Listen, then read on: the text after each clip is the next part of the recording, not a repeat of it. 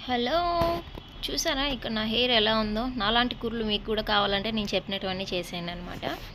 So, ఇప్పుడైతే నేను చూడండి ఏమేం చేశానో ఇవన్నీ మీరు కూడా అలాగే చేసుకోండి. బాగా ఏయించుకొని వాటినన్నిటిని పక్కన పెట్టుకొని చల్లారాలనమాట.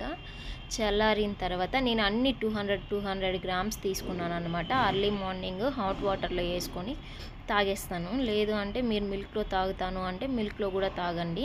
ఈడ ఏమేమి వేసానో అన్నీ మీకు తెలుస్తుంది కదా! ఏదైనా తెలియకపోతే కామెంట్ అయితే చేయండి. నేను అలాగే చెప్తాను. అన్నీ బాగా ఏయించుకొని ఆ తర్వాత పక్కనైతే పెట్టుకోవాలన్నమాట. ఎందుకంటే కొంచెం చల్లారిన తర్వాత మిక్సీలో ఏసుకోవాలి. లేకపోతే మన మిక్సీ గోవిందా హరి అంటుందనమాట. ఎందుకంటే కింద అవి పోతాయి మళ్ళీ. సో, అలా చేసుకోండి. మీకు పౌడర్ కాదు, లేదు మేము పౌడర్ తినలేము, తాగలేము అనేసి అంటే లడ్డూస్ లాగా చేసుకోండి. నెయ్యి కొంచెం వేసుకొని బెల్లం వేసుకోండి. అది చాలా మంచిది కదా బెల్లంతో తింటే. సో, గ్రోయింగ్ హెయిర్ కావాలంటే నన్ను